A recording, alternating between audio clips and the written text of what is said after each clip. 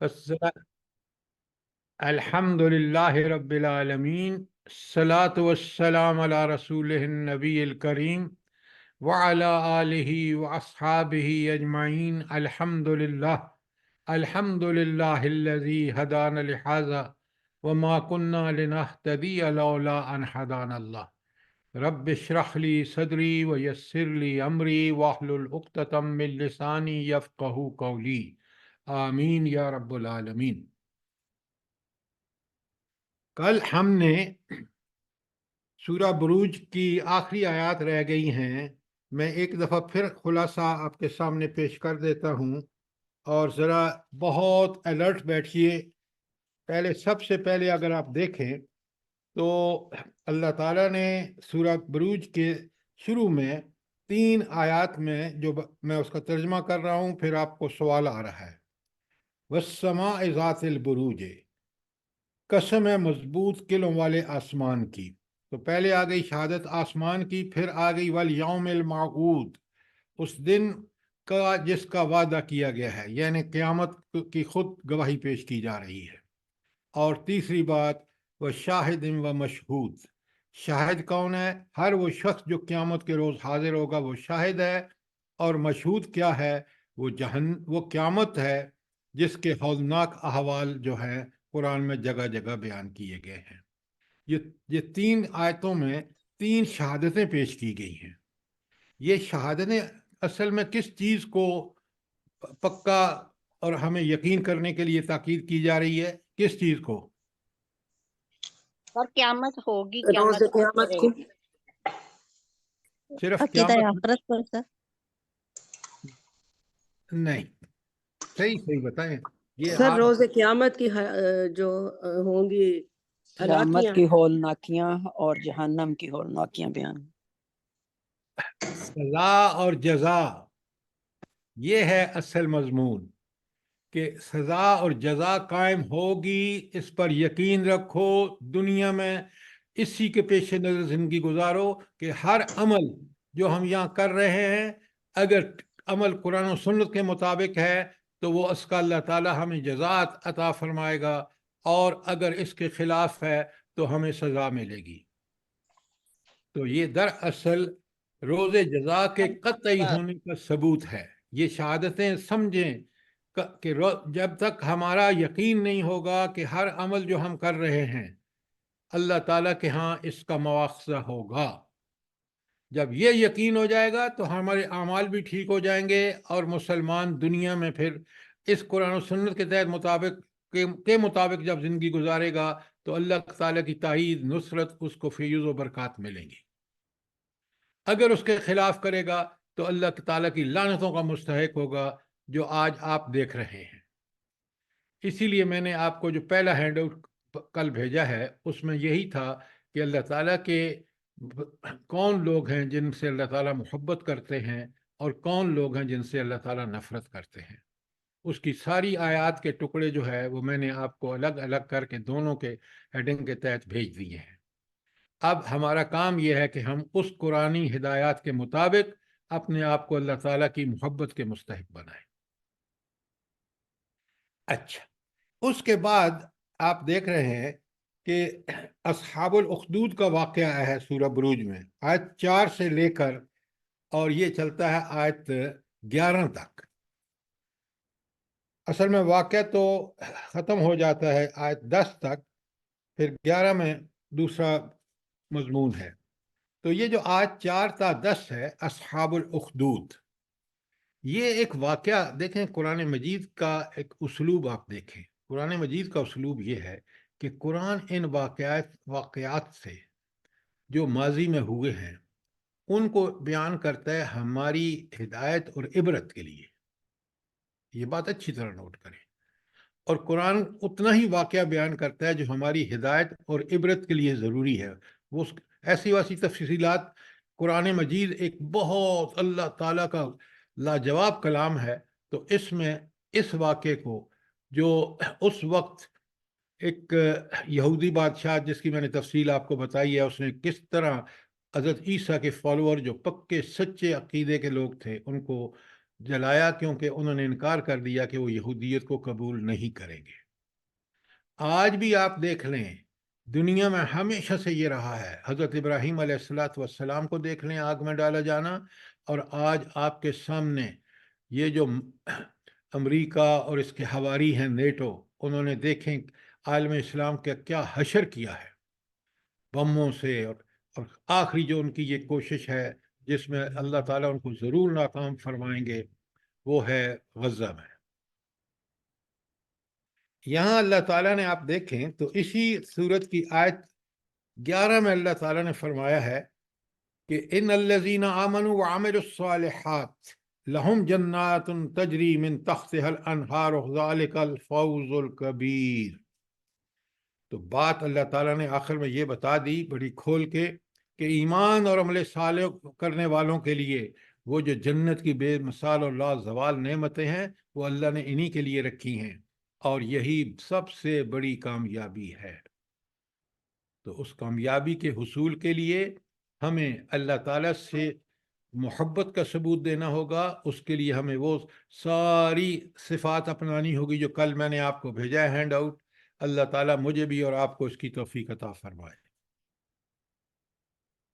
اس کے بعد اللہ تعالیٰ نے وارننگ دے دی ہے کہ جو اللہ کی پکڑ بڑی سخت ہوگی، اور وہ اس لیے اللہ کی پکڑ سخت ہوگی کہ اللہ تعالیٰ ہمیں دوبارہ پیدا کر کے، پہلے بھی پیدا کیا، اس میں پوری قدرت ہے کہ ہمیں دوبارہ بھی پیدا کرے، وہ پیدا کر کے، اور پھر آپ دیکھیں کہ اس کے بعد اللہ تعالیٰ کی صفات کا بیان ہے، یبدئ و یعید، الغفور، الودود، ذو العرش المجید، اور فعال لما یرید۔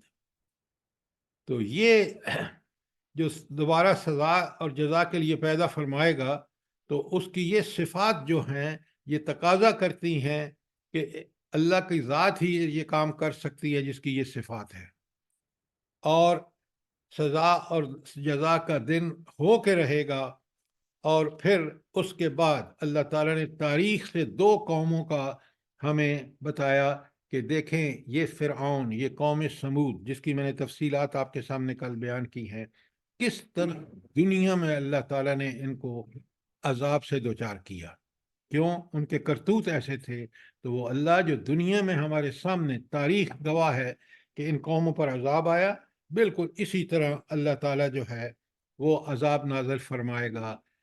جو لوگ دنیا میں، جو قومیں دنیا میں گمراہی اور اللہ کے راستے کو روکنے کے لیے انہوں نے ساری کوششیں کی، وہ وہاں اسی قسم کے عذاب سے، شدید قسم کے عذاب سے، بطش ربک لشدید کے حوالے کر دیے جائیں گے۔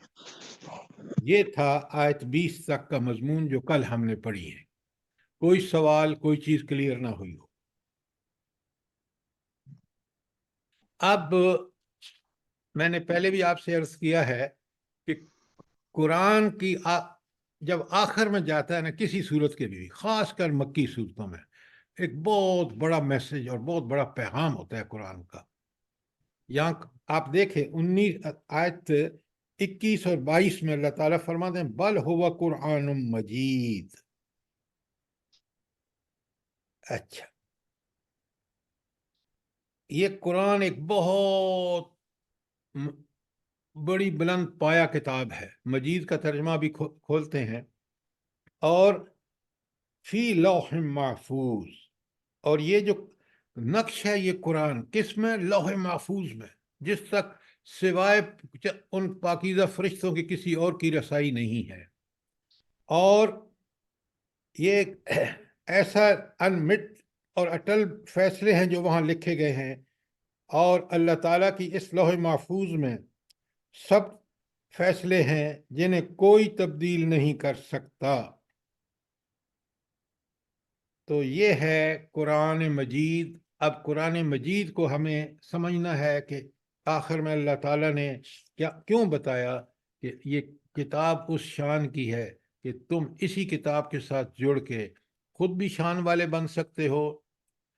اچھا، آپ یہاں نوٹ فرمائیں، میں نے کل جو آپ کو بھیجا ہے قرآن کے بارے میں، قرآن کے نام، وہ سارے نام اللہ تعالیٰ کے بھی ہیں۔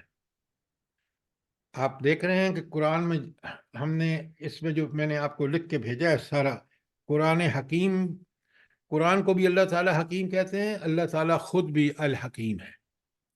تو یہ سارے نام جو قرآن کے ہیں یہ اللہ تعالیٰ کے بھی نام ہیں۔ تو کیوں ہیں یہ نام جو اللہ تعالیٰ نے اپنے نام رکھے ہیں وہ اس قرآن کے بھی رکھے ہیں، کیوں رکھے ہیں؟ سر یہ ساری صفات قرآن پاک میں موجود ہیں اس وجہ سے۔ اللہ کی صفات قرآن کی صفات میں موجود ہیں؟ جی ڈاکٹر سر، صاحب اللہ تعالیٰ نے سب ذکر سوچ کے کیا بات کریں، سوچ کے بات کریں۔ اللہ تعالیٰ الحکیم ہے، وہ اور معنی میں ہے، اور یہ قرآن الحکیم ہے، اس کی ہر بات اللہ تعالیٰ کے کامل علم اور حکمت پر مبنی ہے۔ تو قرآن کیونکہ کلام الہی ہے، جواب آپ کا یہ ہونا چاہیے تھا قرآن الحکیم کا کلام ہے اس لیے حکمت بھرا ہے۔ قرآن العظیم ہے اس لیے کہ وہ اللہ رب العالمین جو العظیم ہے اس کا کلام ہے، اس لیے یہ حکمت والا العظیم ہے۔ قرآن جی سر، کریم ہے اس لیے کہ اللہ تعالیٰ خود کریم ہے اور اس کا کلام بھی کریم ہے۔ میں ایک کو اب آپ کے سامنے اس صورت میں بیان کروں گا، باقی آپ نے پڑھنے ہیں۔ ذرا مہربانی کر کے یہ چیزیں جو آپ کو بھیجی جاتی ہیں بڑی محنت سے تیار ہوتی ہیں، آپ ان کو پوری طرح پڑھیں اور سمجھیں تاکہ اس قرآن کی عظمتیں ہمیں پتہ چلیں، پھر ہم اس قرآن سے کما حقہ فائدہ اٹھا سکیں گے، اس لیے کہ یہ روئے زمین پر اللہ تعالیٰ کی سب سے بڑی نعمت ہے۔ اچھا، آپ اگر وہ ہینڈ آؤٹ آپ کے پاس ہے تو سامنے رکھیں۔ میں آپ کے سامنے قرآن کو اللہ تعالیٰ فرماتے ہیں کہ یہ قرآن جو ہے یہ قرآن مجید ہے۔ مجید کے دو معنی ہیں، عربی زبان میں بھی آپ اگر دیکھیں تو قرآن کے دو معنی ہیں۔ ایک معنی ہے قرآن کا، بڑے غور سے دیکھیں، اپنا ہینڈ آؤٹ سامنے رکھیں۔ پہلا معنی ہے مجید کا معنی، ایک تو یہ ہے کہ یہ بلند مرتبہ، باعظمت، باعظمت، بزرگ و برتر اور صاحب عزت اور شرف والی کتاب ہے۔ تو گویا یہ وہ کتاب ہے جس کو مجید کہا گیا ہے، اور مجید کے معنی ہیں بلند مرتبہ، باعظمت، بزرگ و برتر اور صاحب عزت و شرف۔ اب ذرا اس کو اگر ہم کھولیں تو اس کا مفہوم کیا بنے گا؟ نمبر ایک، پہلی صفت کو، قرآن اس لحاظ سے عظیم ہے کہ دنیا کی کوئی کتاب اس کے مقابلے میں نہیں لائی جا سکتی۔ کیوں؟ اس کے اندر جو حقائق بیان ہوئے ہیں، جو دلائل دیے گئے ہیں، جو اس کی زبان ہے، وہ ساری میں آپ کے سامنے رکھتا ہوں، وہ کسی اور کتاب میں ہو ہی نہیں سکتی۔ کیوں؟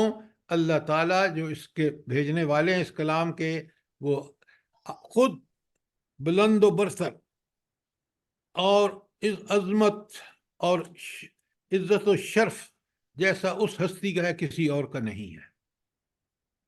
تو پہلی بات کہ اس کلام کیوں مجید ہے، اس لیے کہ اتنا عظیم ہے کہ اس کے مقابلے میں کوئی دنیا کی کتاب نہیں لائی جا سکتی۔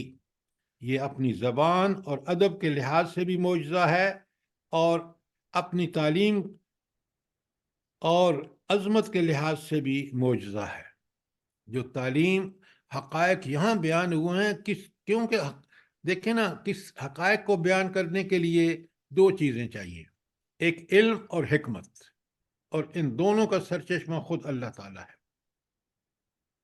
دوسری بات بڑی غور سے سنیں، اب اللہ تعالیٰ نے یہاں کچھ وعدے کیے ہیں، نیک لوگوں سے بھی اور برے لوگوں کو سزا دینے کے لیے بھی۔ وہ وعدے صرف اللہ تعالیٰ پورے کر سکتا ہے۔ کیوں؟ اس کے پاس خزانے ہیں۔ لہذا پہلی بات کہ یہ کیوں بلند پایا، عظمت اور بزرگ و برتر ہے، اس لیے کہ یہ بے مثال کتاب ہے اور یہ معجزہ ہے۔ دوسری بات، معجزہ کا ایک اور آپ کو فوراً ذہن میں آنا چاہیے کہ قرآن نے تو چیلنج کر دیا، شروع میں چیلنج کر دیا، لو اس جیسی ایک صورت، پہلے کتاب اس جیسی لو، پھر کہا آپ 10 صورتیں لے آؤ، پھر بالآخر کہا کہ صرف ایک صورت لے آؤ۔ اور آپ کو پتہ ہے سورہ کوثر وغیرہ جو ہے آخری پارے میں وہ 3 آیات پر مشتمل ہے، اور یہ چیلنج قرآن کا ہمیشہ کے لیے ہے، قیامت تک کے لیے ہے۔ لہذا اس کے بعد اللہ تعالیٰ فرماتے ہیں کہ اس کی کوئی بات کسی زمانے میں بھی غلط ثابت نہیں ہوئی۔ دیکھیں نا، آج 1400 سال سے زائد عرصہ ہو گیا ہے، ساری انسان کی غلطیوں کی اصلاح، جس سائنس کو اپنے اوپر فخر ہے، وہ آج سے 50-60 سال قبل کہتی تھی کہ زمین جو ہے وہ چپٹی ہے، اب ان کو سمجھ آئیے کہ زمین گول ہے۔ تو قرآن نے اس وقت بھی کہہ دیا۔ تو ہر چیز جو آج بھی سائنس اپنی بڑی کمالات دکھاتی ہے، اس کے اشارے قرآن میں موجود ہیں، اور قرآن 1400 سال گزرنے کے بعد تاریخ میں جو حقائق سامنے آئے ہیں، قرآن جو ہے اس سب کی تصدیق کرتا ہے، اور قرآن کی باتوں کی کوئی چیز ایسی نہیں ہے جو مخالف ہو یا مخالف ثابت ہوئی ہو۔ تو یہ حق ہے، اور باطل اس کے مقابلہ نہیں کر سکتا۔ لا یاتیہ الباطل، اس کے باطل نہ آگے سے، نہ پیچھے سے، نہ دائیں سے، نہ بائیں سے۔ اللہ رب العالمین نے اس کی خود حفاظت کا ذمہ لیا ہے۔ یہ تو ہو گیا پہلے معنی میں کہ قرآن ایک بلند مرتبہ، باعظمت، بزرگ و برتر اور صاحب شرف و عزت و شرف کتاب ہے۔ دوسرا اس کا معنی ہے کہ قرآن کریم جو ہے وہ کثیر العطا اور بہت نفع پہنچانے والی کتاب ہے۔ یہ ہے مجید کے معنی نمبر 2۔ کیا مطلب؟ کہ اس کے فائدے بے شمار، اور اس کے جو نفع ہیں وہ اتنے زیادہ ہیں کہ ان کو گن نہیں سکتا آدمی۔ بلا یہ کیسے ہے بتائیے جلدی سے۔ آپ دیکھ رہے ہیں کہ کوئی زمانہ ہو، عربوں کا وہ زمانہ ہو جس وقت قرآن نازل ہوا، سب سے جو برائیاں زیادہ تھیں وہ خود عربوں کے اندر تھیں، اور اللہ رب العالمین نے اس قوم کو کتنے نفع بخشا یہ قرآن، کہ اس کو اٹھایا اس جہالت سے اور اعلیٰ مقام تک پہنچا دیا سیرت و کردار کے اعتبار سے۔ دنیا کے سامنے انہوں نے وہ نظام قرآن کا جسے اسلام کہتے ہیں وہ پیش کر کے، اور اس پر عمل کر کے وہ دنیا کی ایک عظیم قوم بن گئے۔ یہ ہے اس کے نفع، اور ایک فرد کے لیے نفع، اس کے بغیر انسان کا تزکیہ نہیں ہو سکتا۔ قرآن کے اصولوں کے بغیر، اور ان اصولوں پر عمل اس طرح کرنا جس طرح نبی کریم صلی اللہ علیہ وآلہ وسلم نے کر کے دکھایا ہے، اس کے بغیر سیرت و کردار نہیں بن سکتا۔ نام و نہاد تہذیبیں، آج آپ دیکھیں سب سے بڑا ناز ہے آج کے کیپیٹلسٹ سوسائٹی کو کہ بھائی ہمارے پاس بہترین نظام ہے۔ بھائی سیرت و کردار تو کس قدر گندہ ہے کہ آپ ذرا اسی کو اپنے سامنے لائیں۔ یہ جو انہوں نے وہ لائے ہیں، اور مرد عورت بن سکتا ہے، عورت مرد بن سکتی ہے، کیا اس سے گندگی پھیل رہی ہے، کیا تماشے لگ رہے ہیں، اور کس طرح دنیا میں فحاشی اور عریانی فروغ پا رہی ہے۔ تو قرآن کے بتائے ہوئے اصولوں پر ہی چل کے انسان بن سکتا ہے، ورنہ حیوان سے بھی بدتر ہوگا۔ حالات آپ کے سامنے ہیں۔ یہ فرد کے لیے بھی اس میں بے شمار نفع کی باتیں ہیں، اور اسی طرح قوموں کے لیے بھی، حکومتوں کے لیے بھی، اور اس کی پالیسیز چاہے وہ معاشی ہوں، معاشرتی ہوں، کسی کے سیاسی ہوں، وہ انشاءاللہ اس میں جو ہدایت دی گئی ہیں ان پر عمل کر کے ہی دنیا میں اور قومیں آرام سے رہ سکتی ہیں۔ اگر اس کو چھوڑیں گی تو اس کی مثال آج کی امت مسلمہ بالعموم اور پاکستان بالخصوص آپ کے سامنے ہے۔ یہ تھا اس کا مفہوم کہ قرآن جو ہے وہ مجید ہے، کہ 2 معنی میں کہ کس طرح یہ باعظمت اور کس قدر یہ صاحب عزت و شرف ہے نمبر 1، اور نمبر 2 اس کے نفع بے شمار، اور یہ کثیر العطا ہے۔ انسان کو دینے کے لیے اس کے پاس وہ کچھ ہے کہ انسان حاصل کرتا جائے، اس پہ عمل کرتا جائے اور آگے بڑھتا جائے، حتیٰ کہ وہ ایسا انسان بن جائے جو اللہ تعالیٰ کو مطلوب ہے۔ مطلب کیا ہے؟ کہ وہ بن جائے انسان جو پاکیزہ اس کا نفس بن گیا، نفس سے مطمئنہ۔ کوئی سوال یہاں تک کوئی چیز کلیئر نہ ہوئی ہو؟ سر جی ایک بات کہنی کہ تشنگی تو اس کی بڑھتی چلی جاتی ہے ہمارے اندر، جوں جو اس کو ہم پڑھتے ہیں، تو یہ اس جو کی آپ لمٹ تو کوئی بھی نہیں۔ جو آپ بات کہہ رہے ہیں نا، یہی کثیر العطا کا مطلب بھی یہی ہے کہ یہ آپ کو زندگی کا کوئی سٹیج ہو، حتیٰ کہ آپ بالکل آپ نے ٹھیک کہا، نفس مطمئنہ بن جانے کے بعد بھی آپ اس کے محتاج ہیں، اس کو قائم رکھنے میں آپ اس کے محتاج ہیں۔ آپ کو اس کی ضرورت زندگی کے ہر لمحے پر ہے، اور جس طرح آپ نے کہا جوں جوں پڑھتے ہیں تو ہمیں اپنے اندر کمیاں اور کوتاہیاں محسوس ہوتی ہیں، اس کو دور کرتے ہیں، اور قرآن ہمارے سامنے اعلیٰ نمونہ رکھ دیتا ہے، اور وہ اعلیٰ ترین نمونہ خود نبی کریم صلی اللہ علیہ وآلہ وسلم کا ہے۔ تو اس میں بالکل کوئی سر شک جی، نہیں۔ بالکل ایسی بات ہے، ایسی بات۔ یہ تھی ہماری سورت۔ اچھا، اب یہی قرآن اللہ تعالیٰ کہتے ہیں یہ لوح محفوظ میں نقش ہے، لہذا اس میں تبدیلی خود اللہ تعالیٰ نے اس کی حفاظت کی ضمانت لی ہے، اور اس میں کوئی تبدیلی ممکن ہے ہی نہیں، اس لیے کہ اللہ تعالیٰ نے دنیا میں اس کو محفوظ کر دیا، اور وہاں لوح محفوظ میں خود اس کو نقش کر دیا۔ کوئی سوال، کوئی چیز، اگر کوئی سوال ہے تو پوچھیں، ورنہ ہم چلیں سورہ 86 جو ہے، سورہ طارق۔ سر یہ جو آپ نے یہاں لکھا ہے نا کہ انسان بن سکتا ہے قرآن کے اصولوں پر چلتے ہوئے، ورنہ وہ حیوان سے بھی بدتر ہے، تو واقعی یقین کریں سارے ہمارے گجرانوالا میں کئی ننگے پاؤں اور لمبے لمبے چولے اور نہانا نہیں صدیوں صدیوں، اور پھرتے رہتے ہیں، جب وہ مر جاتے ہیں تو ان کی قبر بنا دیتے ہیں اور اس کے اوپر پوجا کرتے ہیں، تو بس تخار یہ حیوان سے بدتر کام نہیں تو اور کیا ہے۔ دیکھیے، آپ کے سامنے معیار قرآن نے اور سنت نے رکھ دیا۔ اگر کوئی شخص قرآن و سنت کا فالوور ہے، اس کی پیروی ٹھیک ٹھیک کر رہا ہے، وہ ہمارے لیے نمونہ، اور اس نے اپنا نمونہ نبی کریم صلی اللہ علیہ وآلہ وسلم کو بنایا ہے، وہ ہدایت پر ہے۔ اس سے ہٹا ہوا انسان جتنا زیادہ ہٹا ہوا ہوگا اتنا ہی گمراہ ہوگا۔ یہ اصول آپ اپنے سامنے رکھیں، اللہ تعالیٰ نے معیار ہمارے لیے قرآن و سنت کو بنایا ہے۔ جی سر جزاک اللہ۔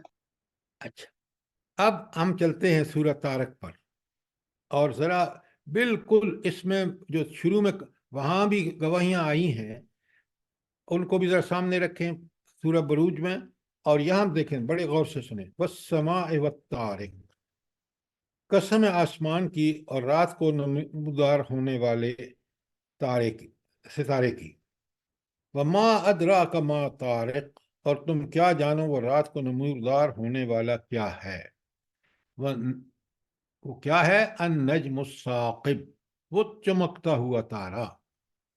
اب یہاں آپ دیکھیں، پھر آخرت پر دلیل لائی جا رہی ہے، خود آسمان کو، اور آسمان میں جو سیارے ہیں ان کی تعداد کا بھی آپ اندازہ نہیں کر سکتے، وہ کس ہستی نے ان کو پہلے پیدا فرمایا ہے، پھر وہ ان کو کس طرح خوبصورت انداز میں رات کو ہمارے سامنے وہ چمکتے دمکتے ہیں۔ تو اس کا یہ ثبوت ہے کہ وہ ہستی جس کے یہ کارنامے ہیں، جس کی یہ منصوبہ بندی ہے، صرف آسمان کی حد تک آپ دیکھیں، باقی تو قرآن نے کہا کہ ذرا غور اس پہ کرو۔ تو اب آپ مجھے یہ بتائیں، یہ ستارے، یہ چاند، یہ سورج جو ہمارے سامنے ہیں، اچھا، چمکتا ہوا تارا جو واحد استعمال کیا گیا یہاں، اس کی جنس کا مطلب ہے کہ سارے ستارے جو آسمان پر ہیں۔ اچھا، اب ان کی کوئی حفاظت کر رہا ہے یا نہیں کر رہا؟ بغیر حفاظت کوئی چیز رہ سکتی ہے؟ مجھے بتائیں. سر اللہ کی ذات ہے نا. سبحان اللہ. نہیں، وہ تو حفاظت کرنے والی ہے نا. میرا سوال آپ سے یہ ہے کہ آپ اور میں کوئی چیز نہیں بتا سکتے کہ جو بغیر حفاظت کے قائم رہ سکتی ہو. اب آپ اپنے انسانی جسم کو دیکھ لیں، اگر آپ اس کی حفاظت نہ کریں تو یہ ٹھیک رہ سکتا ہے؟ بالکل کائنات کی ہر چیز کو دیکھ لیں، اللہ تعالیٰ کی نگرانی کے بغیر وہ کبھی قائم اور دائم نہیں رہ سکتی. تو 3 قسموں کے بعد اللہ تعالیٰ کہتے ہیں ان کل نفس لما علیہا حافظ، کوئی جان ایسی نہیں جس کے اوپر کوئی نگہبان نہ ہو. آپ سب لوگ جو خواتین ہیں، آپ مجھے بتائیں، اگر اللہ تعالیٰ آپ کے دلوں میں وہ زبردست محبت اپنے بچوں کے لیے نہ رکھتا تو کون پالتا ان کو؟ یہ رب نے بندوبست کر دیا ان کے پالنے کا، ان کو صاف ستھرا رکھنے کا. ورنہ آپ دیکھیں جتنا انسان کا بچہ گندا ہوتا ہے بچپن میں یا ارلی ایج میں، اتنا کوئی اور حیوان کا بچہ بھی گندا نہیں ہوتا. لیکن رب نے اس کی نگرانی کر کے، اور اس نے وہ دنیا میں ماں کو پیدا کیا کہ ماں جو ہے وہ اس کو صاف کر کے خوب چومتی ہے، تو نتیجہ یہ ہوتا ہے کہ وہ اللہ کی نگرانی کا حق پورا کرتی ہے، کیونکہ اللہ نے اس کے دل میں یہ بات ڈال دی ہے. یہ میں آپ کو ایک بچے کی مثال دے رہا ہوں. کھیت کو دیکھ لیں، پودوں کو دیکھ لیں، ہر چیز کی حفاظت کا اللہ تعالیٰ نے بندوبست کیا ہے. کوئی سوال آیت نمبر 4 تک؟ سر جی نگرانی کی آپ نے بات کی ہے، تو نگرانی میں تو ہمارے یہ بھی آتا ہے کہ ہم ان کی تربیت دین کے مطابق کریں. بالکل، جب آپ ایمان لا چکے ہیں نا، آپ ایمان کا تقاضا ہے آپ کا، اور قرآن خود کہتا ہے آپ سے، حکم دیتا ہے اللہ تعالیٰ قو انفسکم واہلیکم نارا. تو مومن کا تو یہ فرض ہے کہ وہ ان بچوں کی تربیت کرے. جو منکر ہیں، کافر ہیں، وہ دنیا میں جو مرضی کر لیں، آخرت میں پھر ان کو اس پورے جو اللہ کی نافرمانیاں کی ہیں اس کی سزا بھگتنی ہوگی. اچھا، اب یہاں پر ایک سوال آپ کے ذہن میں آ سکتا ہے، یا عام انسان بھی سوچ سکتا ہے کہ بھائی آخر یہ حفاظت دنیا میں تو اللہ تعالیٰ نے دی ہے، لیکن یہ آخرت کیا ہوگی، کیسے ہوگی؟ اب اس کا جواب دیا جا رہا ہے کہ کیسے ہوگی، ذرا غور سے سنو. ذرا کتنی بڑی دلیل ہے، یہ دلائل ہیں قرآن کے جو آگے آ رہے ہیں. فَلْيَنْظُرِ الْإِنسَانَ مِمَّا خُلِقَ، ذرا انسان دیکھ صحیح کہ وہ کس چیز سے پیدا کیا گیا. اللہ اکبر، بڑے غور سے اس کو دیکھا کریں کہ ایک پانی کی بوند سے، وہ بھی گندا پانی، اس سے انسان کو پیدا فرما کر اس کو کیا صلاحیتیں اور کیا اس کو کائنات میں سٹیٹس دے دیا. کبھی سوچا ہے آپ نے؟ یہ کمال انسان کے ساتھ صرف اللہ رب العالمین نے کیا. تو اس لیے فرمایا کہ ذرا غور تو کر. فَلْيَنْظُرِ الْإِنسَانَ مِمَّا خُلِقَ مِن مَّاءٍ دَافِقٍ يَخْرُجُ مِن بَيْنِ الصُّلْبِ وَالتَّرَائِبِ، اور اس کو جب پیدا کیا تو ایک اچھلنے والا پانی سے پیدا کیا جو پیٹھ اور سینے کی ہڈیوں کے درمیان سے نکلتا ہے. یعنی انسان کے اندر مرد جو ہے اس سے یہ مادہ جس سے بچہ بنتا ہے، اور عورت مرد کے صلب یعنی پیٹھ سے، اور خواتین کے یا عورتوں کے سینے کی ہڈیوں سے یہ جنم لیتا ہے پانی، جس کے صرف ایک جرثومے سے مرد کے، اور ایک جرثومے جس میں سینکڑوں کی تعداد ہوتی ہے، اس میں سے صرف ایک دوسرے کے ساتھ مل کے، اور وہ آپ دیکھیں کہ بچے کا پیدائش کا سبب بنتا ہے. یہاں جب یہ سب بتایا کہ تم، یہ روز کا مشاہدہ ہے تمہارا، تم خود اسی طریقے سے پیدا ہوئے، تو پھر اللہ تعالیٰ سوال کرتے ہیں، بلکہ اس کا ایک ثبوت پیش کرتے ہیں. इन्नहु अला रजअही लकादिर, यकीनन वो खालिक उसको दोबारा पैदा करने पर कादिर है। तो पहली जो दलील है कि उसकी पहली जो पैदाइश है वो बिल्कुल जिस तरह पैदा हुआ, जिस पानी से पैदा हुआ, उसकी तफसील में मैं इस वक्त आपके सामने नहीं जा सकता, आप खुद जरा समझें कि उसके बाद अगर कोई आदमी ये शक करता है कि दोबारा पैदा नहीं कर सकता, तो फिर वो आदमी अपने अक्ल का जायजा ले कि उसमें अक्ल है या नहीं। ये दलील बिल्कुल बरहक है कि जिसने अव्वलन ना कोई उसका नामो निशान नहीं था, उसने उसको माँ के पेट में किस तरह पैदा फरमाया, उसकी बंदोबस्त किया उसका सारा, उसके माँ की पेट में, फिर बचपन, लड़कपन, ये सारे मराहिल से गुजारा, और अब जब वो मर गया तो उसको दोबारा उठा भी वही सकता है, दोबारा जिंदा कर सकता है। इसलिए कि पहली पैदाइश जो है उस पर गौर करे तो उसको समझ आ जाएगी कि वो रब जो चाहे कर सकता है, और बिलखुसूस दोबारा पैदा करना उसके लिए कोई मुश्किल नहीं है। सर जी, ये बहुत बड़ी निशानी है मेरे परवरदिगार की कि इंसान खुद हैरान हो जाता है कि ये बच्चा किस तरह पैदा हुआ, और क्या ये इंसान से इंसान पैदा करना कितनी बड़ी निशानी है मेरे रब की। ये आपकी बात ठीक है, लेकिन देखें ना, जो इनकार करने वाले हैं कितने बदबख्त हैं कि खुद पैदा हुए इसी प्रोसेस से।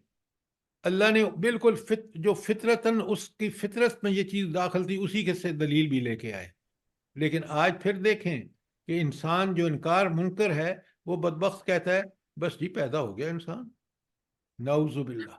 यानी आप हर चीज को बनाने वाले को कहते हैं कि ये कुर्सी कारपेंटर ने बनाई है, तो इंसान को किसने बनाया है? और ये इंसान की तख्लीक जैसे आपने कहा कि एक बिल्कुल अजूबा है, बेशक, सुभान अल्लाह। कि उसकी कुदरतें बड़ी लाजवाब हैं।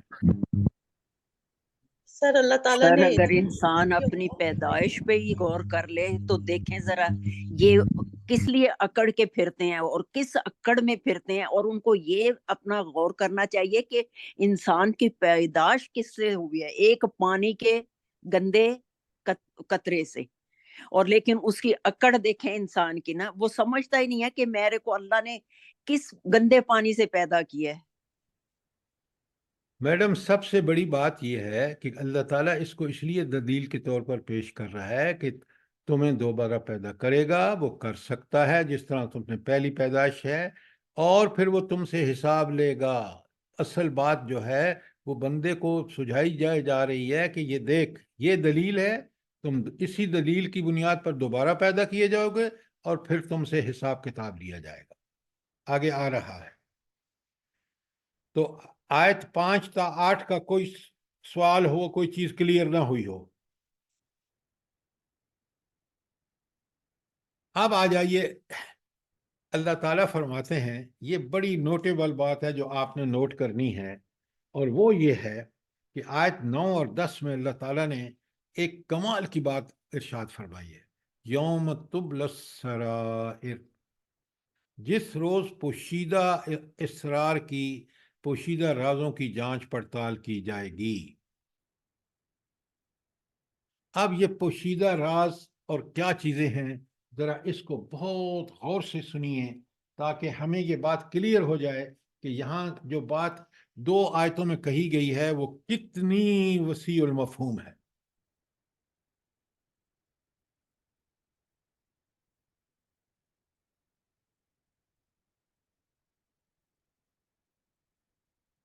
जी, आप जरा गौर से सुनिए कि ये पोशीदा राज क्या हैं और किस तरह अल्लाह ताला इनको खोलेंगे। पोशीदा राज जो हैं वो हर शख्स के वो आमाल हैं जो दुनिया में एक राज बनकर रह गए थे। कुछ तो बहुत खुले थे ना, अब हमारी नीयतें कुछ थीं, अमल कुछ किया, जो भी किया नीयत तो पोशीदा थी। तो अल्लाह ताला कहते हैं कि ये जो है उसके आमाल दुनिया में एक राज बन गए थे, क्योंकि اس کے پیچھے جو محرک تھے اس کا پتہ نہیں تھا، اور وہ معاملات بھی جو اپنی ظاہری صورت میں تو دنیا کے سامنے آ گئے، مگر ان کے پیچھے نیتیں اور اغراض اور خواہشات جو کام کر رہی تھیں، اور ان کے جو باطنی محرکات تھے ان کا حال چھپا رہ گیا۔ تو یہ جو حال چھپا رہ گیا ہے، اس حال کو کون کب کھلے گا؟ یہ قیامت کے دن کھلے گا۔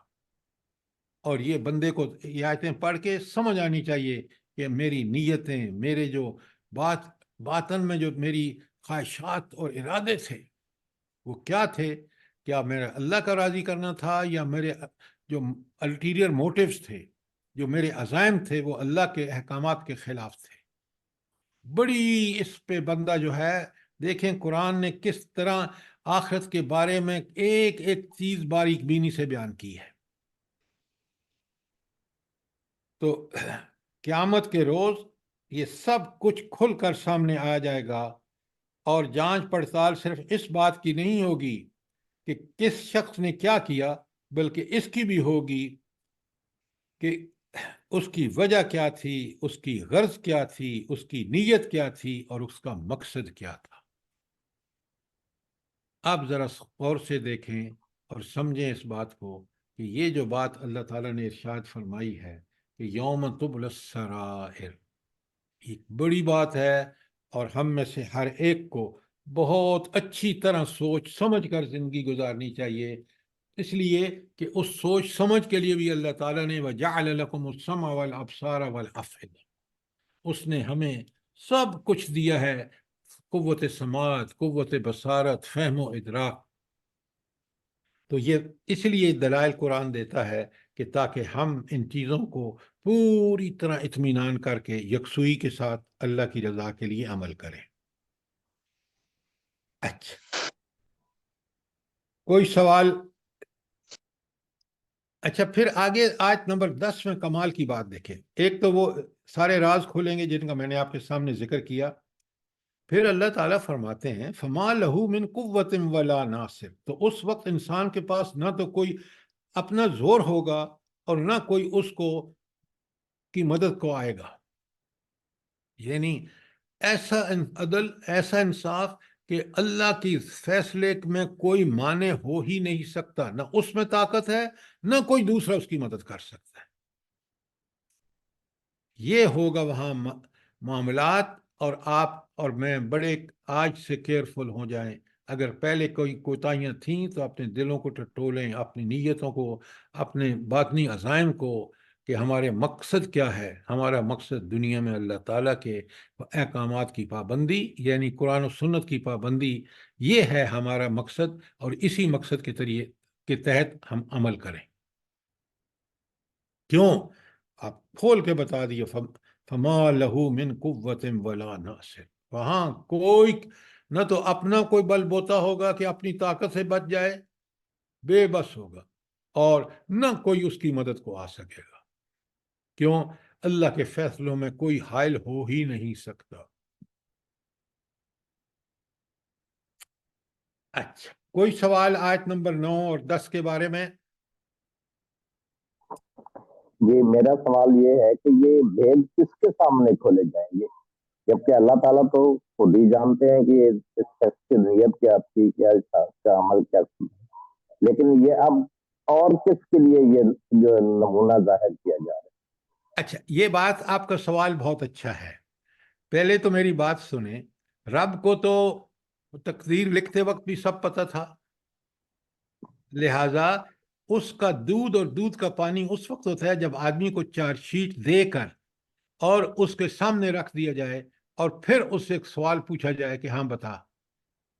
تو یہ عدل کے تقاضے ہوں گے جو اللہ تعالیٰ وہاں آئیڈیل جسٹس کے، جو اللہ تعالیٰ پورے کر فرمائیں گے۔ بات کلیئر ہے؟ جی سر clear. جی، وہ ستار العیوب ہے، ہمارے بھید جیسے دنیا میں ہمارے راز اس نے چھپا کے رکھے ہوئے لوگوں سے، اللہ کرے کہ آخرت میں بھی ہمارے تمام عیب چھپا دے۔ دیکھیے، یہ بات آپ بالکل ٹھیک کہہ رہے ہیں، یہ ان کے چھپیں گے جو دنیا میں اللہ سے تعلق پیدا کر کے غلطیاں چھوٹی موٹی ہوئیں وہ معافیا مانگتے رہے، ان کا تو ستار العیوب ہے۔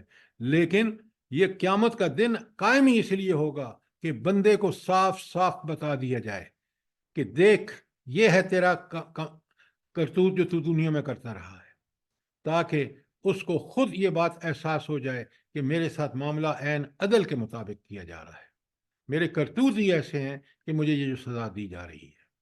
عدل کا تقاضا بھی یہی ہے کہ آدمی کو سب سے پہلے اس کی چارج شیٹ دی جائے اور اس چارج شیٹ پہ اس کو وہ کلیریفیکیشن دے۔ اور آپ دیکھیں رب العالمین کا آپ نظام دیکھیں، وہ کیا ہے کہ جب وہ انکار کرے گا تو اس کے ہاتھ بولیں گے جس سے اس نے وہ کام کیا، اس کے پاؤں گواہی دیں گے جس سے وہ چل کر گیا، اس کی زبان گواہی دے سی جس سے اس نے استعمال کیا بولنے کے لیے۔ ذرا اس سسٹم کو پوری طرح سمجھیں۔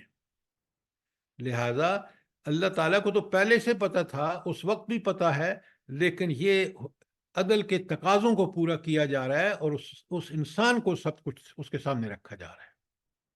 بات کلیئر ہے؟ جی سر جی۔ فاروق صاحب آپ نے سوال پوچھا ہے، آپ مطمئن ہیں جواب سے؟ جی بہت شکریہ۔ دراصل یہ جو مائک آن کرنا آف کرنے والے پروسیس میں ٹائم لگتا ہے، ادروائز بات ہم آپ سے سن رہے ہیں، اور بہت شکریہ آپ کا۔ جزاک اللہ۔ اچھا، اب ذرا آگے چلتے ہیں۔ پھر میں نے آپ کو بتایا نا، یہ بڑی نوٹ کرنے کی بات ہوتی ہے کہ مکی صورتوں کے آخر میں اللہ تعالیٰ نے ایک پورے اس قرآن کے طالب علم کے لیے ایک میسج رکھا ہے۔ وہ میسج کیا ہے؟ وَالسَّمَاءِ ذَاتِ الرَّجْعِ۔ پہلے تو شہادتیں پیش کی ہیں، آسمان جو بارش برسانے والا ہے اس کی قسم، وَالْأَرْضُ ذَاتِ الصَّدْعِ، اور پھٹ جانے والی زمین۔ زمین کب پھٹتی ہے؟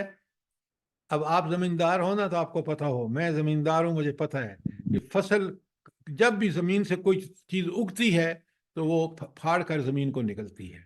تو یہ اس کی طرف اشارہ ہے کہ زمین جو نباتات اگتے وقت، یہ میں نے ایڈ کیا ہے، پھٹ جانے والی زمین کی قسم، انہو لقول فصل۔ یہ قرآن ایک جچی تلی بات ہے، قرآن کی بات ایک بڑی جچی تلی بات ہے۔ اس کی بات اس لیے جچی تلی ہے کہ جب نازل ہوا تو بھی حق، قیامت تک حق، آج بھی حق، اور ہر زمانے میں اسی کی بات کو معیار سمجھا جائے گا، حق۔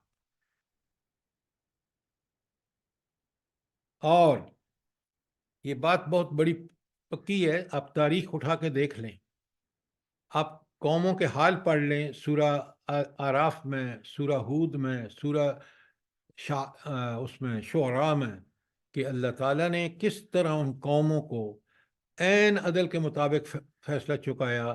جو اس وقت انبیاء آئے ان کی طرف، انہوں نے دعوت دی، انہوں نے قبول نہیں کیا، پھر بھی اللہ تعالیٰ نے مہلت دی، اور اس کے بعد ان کو جس صورتحال سے دوچار فرمایا وہ آپ کے سامنے ہے۔ تو لہٰذا اس کی بات فیصلہ کن ہے، اور ایسا فیصلہ، اچھا قرآن کے طالب علم کو نوٹ کرنا چاہیے، ذرا بڑے غور سے سنیے۔ قرآن مثلاً اصول بیان کرتا ہے، لا یکلف اللہ نفسا الا وسعها، ایک اصول ہے۔ لا تازر وازرۃ وزر اخری، یہ اصول ہے۔ اللہ تعالیٰ کا یہ اصول ہے کہ جو لوگ اللہ کے احکامات اور سنت کے مطابق زندگی گزاریں گے، اگر ان سے کوئی غلطی ہوئی، انہوں نے معافیاں مانگ لیں تو اللہ معاف کر دے گا، وہ جنت میں داخل ہوں گے۔ یہ اللہ تعالیٰ کا اصول ہے۔ تو یہ جو بات کہی جا رہی ہے یہاں کہ انہو لقول فصل، اس قرآن کی ہر بات جو ہے وہ بالکل نپی تلی ہے، اور وہ برحق ہے۔ وما ہوا بالحزن، اور یہ کوئی ہنسی مذاق کی بات نہیں ہے۔ اس وقت مکے کے کافروں کو کہا جا رہا ہے، اور آج امت مسلمہ دیکھ لیں، اس نے قرآن کو چھوڑ دیا ہے، یہ قرآن کو ہم نے لافنگ سٹاک بنا رکھا ہے۔ کیوں نہ ہم اس پر عمل کرتے ہیں، اور پھر ہم اس کی ہر حکم کی خلاف ورزی میں ہم طاق ہو گئے ہیں۔ جب یہ کیفیت ہے تو اللہ رب العالمین فرماتے ہیں کہ یہ کوئی ایسی بات نہیں ہے، کوئی فضول بات نہیں ہے، کوئی ہنسی مذاق کی بات نہیں ہے، یہ بڑی سنجیدہ بات ہے۔ جو قومیں دیکھیں نا، آج آپ دنیا میں تعداد دیکھ لیں مسلمانوں کی، لیکن ہم نے اس کو ہنسی کی بات سمجھ رکھا ہے. ہم اس کو برحق اور قابل عمل اور ایسا کہ عمل کرنے کا صحیح کا غلط کا معیار اس کو ٹھہرا کے کرتے تو آج ہماری یہ حالت نہ ہوتی. آپ پوری دنیا کو دیکھ لیجئے، مسلمان دنیا کو دیکھ لیجئے، اپنے ملک کو دیکھ لیجئے، اداروں کو دیکھ لیجئے. جب قرآن سے ہٹتے ہیں لوگ، فرد ہو یا گروہ ہوں یا حکومتیں ہوں، تو کس قدر پستی میں چلی جاتی.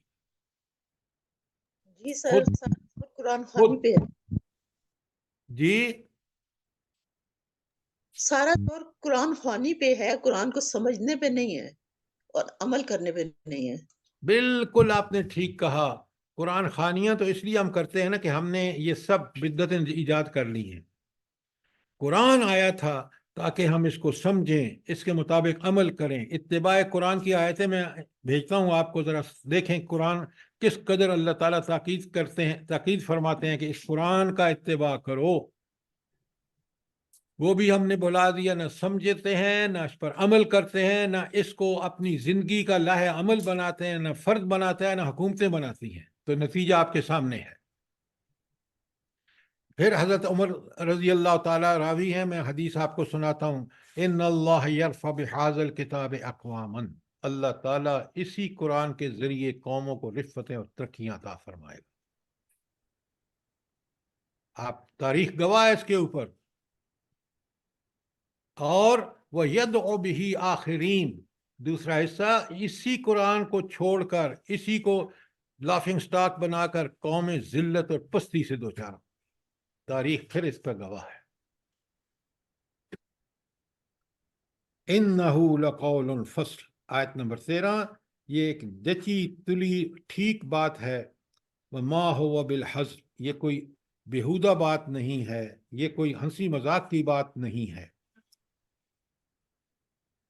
اچھا، اب آج 15 اور 16 کو سنیں ذرا. یہاں ایک بات انسان اچھی طرح قرآن کی تعلیمات کے نتیجے میں اس کو پلے باندھ دے. وہ کیا ہے کہ انہم یکیدون کیدا، یہ کفار بھی چالیں چل رہے ہیں. اس وقت مکے والے چل رہے تھے کہ قرآن کو کسی طرح معاشرے میں اس پر عمل کرنے کے لیے، اور لوگوں جو کوشش کر رہے ہیں ان کو کس دور رکھا جائے. یصدون عن سبیل اللہ، اللہ کے راستے سے روکنے میں ان کفار مکہ نے ایڑی چوٹی کا زور لگایا. اور آج تو فتنوں کی بھرمار ہے.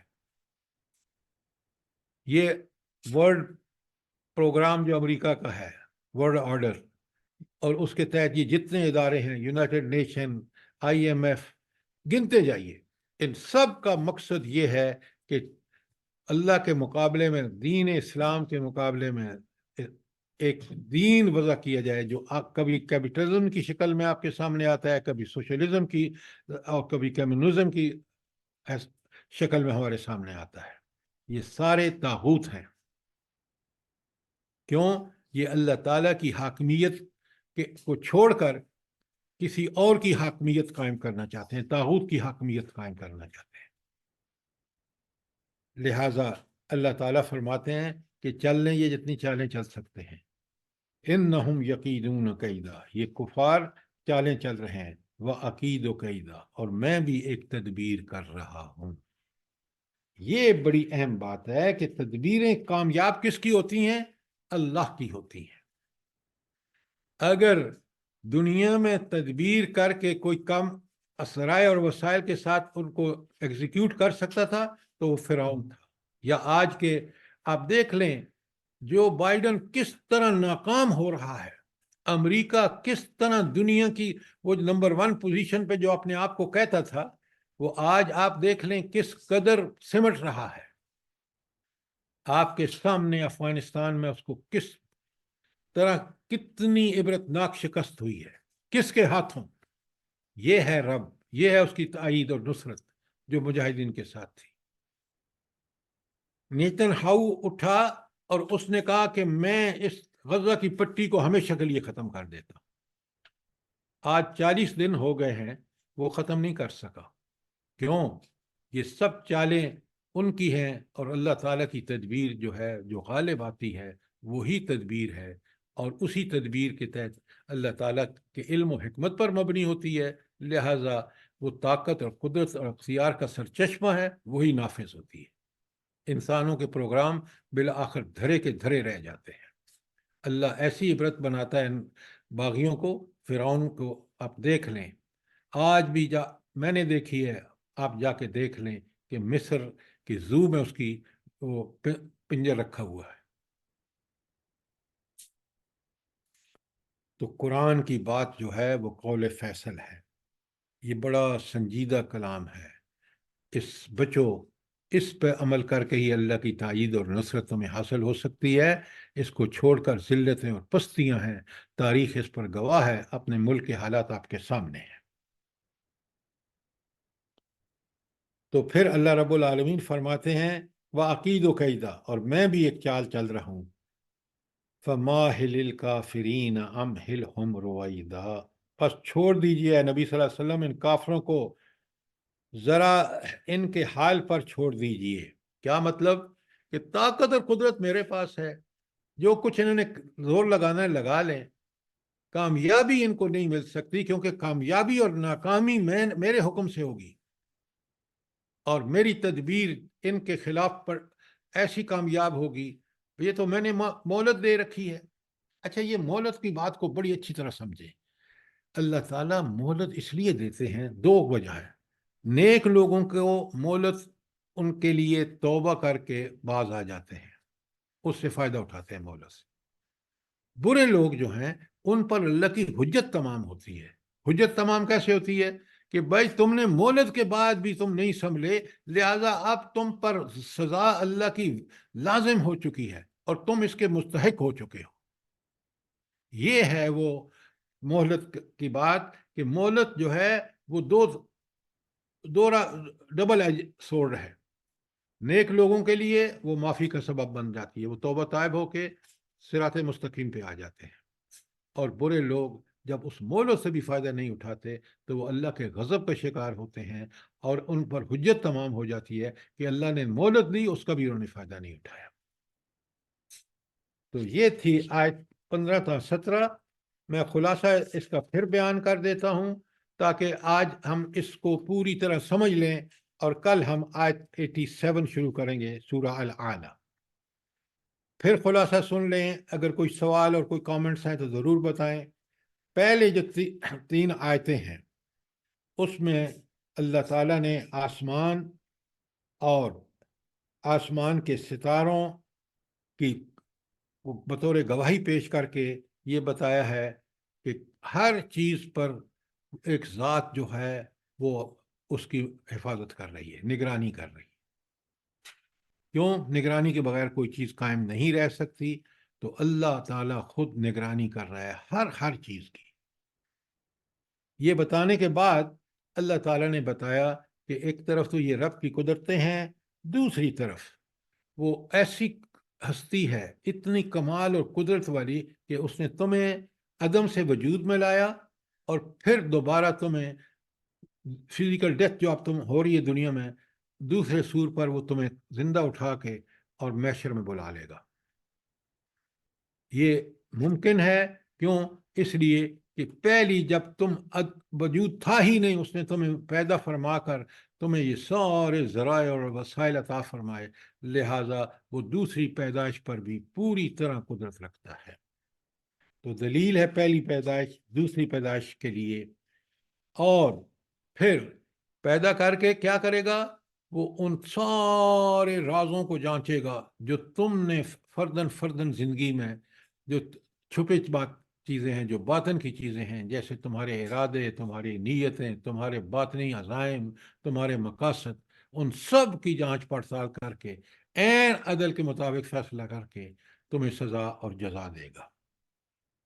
اور پھر یاد رکھو، دنیا میں تمہارے لیے رہنمائی کا پورا بندوبست کر دیا اللہ تعالیٰ نے، اور وہ قرآن بھیجا جو قول فیصل ہے، جس کی بات آپ دیکھ لیں 1400 سال گزر گئے ہیں، اس نے جس چیز کو حق کہا وہی آج بھی حق ہے، اور جس کو باطل کہا وہی باطل ہے، اور جو اس نے اصول بیان کیے ہیں وہ اٹل ہیں، ان میں کوئی تبدیلی ممکن نہیں ہے، اور قیامت تک جو ہے یہی کتاب رہنما رہے گی، یہی قرآن اور یہ سنت جو ہے، اسی پر عمل کر کے تم کامیاب ہو سکتے ہو، لہذا اسی کی طرف آؤ۔ اور یہ بھی بتا دیا کہ کافروں کی چالیں الٹی پڑیں گی۔ آپ کہہ سکتے ہیں آج کہ بھائی یہ تو آج کے دور میں تو کافروں کی چالیں بڑی کامیاب ہیں، اس کی صرف ایک وجہ ہے، وہ بھی قرآن نے پہلے بتا دی ہے کہ تم اگر انتم الاعلون ان کنتم مومنین، اگر تم واقعی مومن ہو تو پھر فتح تمہاری ہوگی۔ آج ہم مومن نہیں ہیں۔ کاش اتنی بڑی تعداد مسلمانوں کی آج کی دنیا میں، اتنے بڑے ذرائع اور وسائل، کاش ہم مومن ہوتے تو آج یقین مانے دنیا کی سب سے بڑی طاقت اللہ کے فضل و کرم سے ہم سر جی یہ کتنی بڑی بات ہے، وما ہوا بالہزل، یہ ہنسی اور بے فائدہ بات نہیں ہے۔ اس کے قریب بھی نہیں ہے، یہ تو برحق ہے، ایبسولوٹ ٹروتھ ہے۔ اللہ تعالیٰ خود برحق ہے اور اس کا کلام بھی برحق ہے۔ بے شک۔ کوئی سوال، کوئی کامنٹس ہوں ضرور بتائیے، ورنہ سر کل کیا یہ سورہ اگلی جو ہے سورہ الاعلیٰ، سر اور یہ ذرا رجا کا ذرا واضح کر دیں، والسماء ذات الرجع۔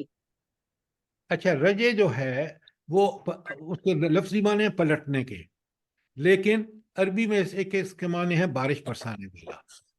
تو آسمان سے دیکھتے ہیں آپ بادلوں سے بارش برستی ہے نہیں برستی؟ جی سر بے شک۔ تو اس کی شہادت اللہ تعالیٰ پیش کر رہا ہے جو روز ہم دیکھتے ہیں۔ جی بارش تو سر، دیکھتے ہیں نا؟ جی سر، جی سر۔ تو یعنی اس میں یہ بھی تو ہو سکتا ہے نا سر، دن اور رات اور نہ گرمی نہ نہ سردی۔ نہ نہ نہ نہ نہ بالکل نہیں۔ اچھا رجے کا معنی بارش ہے، سیدھی۔ اچھا اچھا۔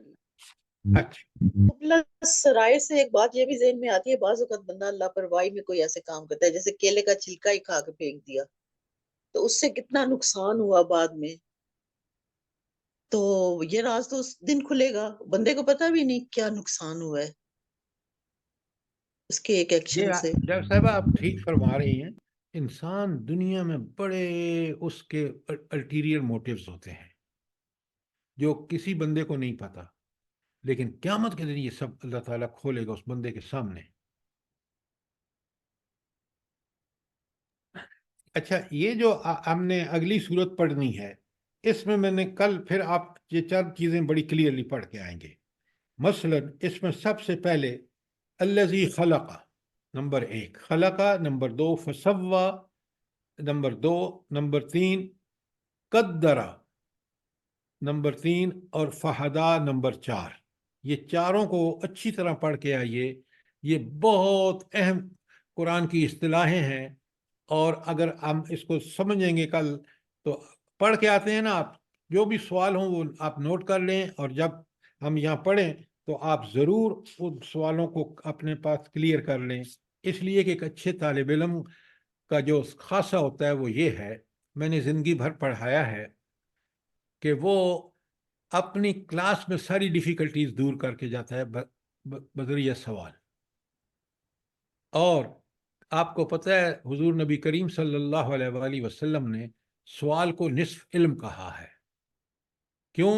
اگر آپ اپنی ڈیفیکلٹیز کو بالکل ٹھیک سمجھ گئے ہیں اور اس کو سوال میں بیان کر دیا ہے تو آدھا علم آپ مسئلہ آپ کو سمجھ آ گیا، مسئلے کا حل جو ہے وہ آپ کو جواب میں مل جائے گا۔ تو پوری طرح تیاری کر کے آئیے تاکہ کل ہم جو ہے اس صورت کو، سورہ اعلیٰ جو ہے بڑی پسندیدہ صورت ہے نبی کریم صلی اللہ علیہ وسلم کی، آپ اس کی تلاوت فرماتے تھے، اور کل جب ہم اس کو پڑھیں گے تو خود آپ کو بھی اندازہ ہو جائے گا کہ یہ جو 4 اصطلاحیں میں نے آپ کو بتائی ہیں، اللہ تعالیٰ نے کتنا اس میں کتنی گہرائی اور گہرائی ہے۔ تو سر جی یہ بات آپ نے صحیح کہی، جب ہم سوال کرتے ہیں اور ہمیں ڈانٹ پڑتی ہے تو وہ بالکل ہمارے دماغ میں रच बस जाती है ना कि ये डांट पड़ी थी तो ये गलत था और ये सही है, इसी से तो हमारा फायदा होता है। बेशक बेशक। तो अल्लाह ताला आपको अजर अजीम दे और हम सबको हिम्मत ताकत दे, हम जुड़े रहें। आमीन आमीन आमीन।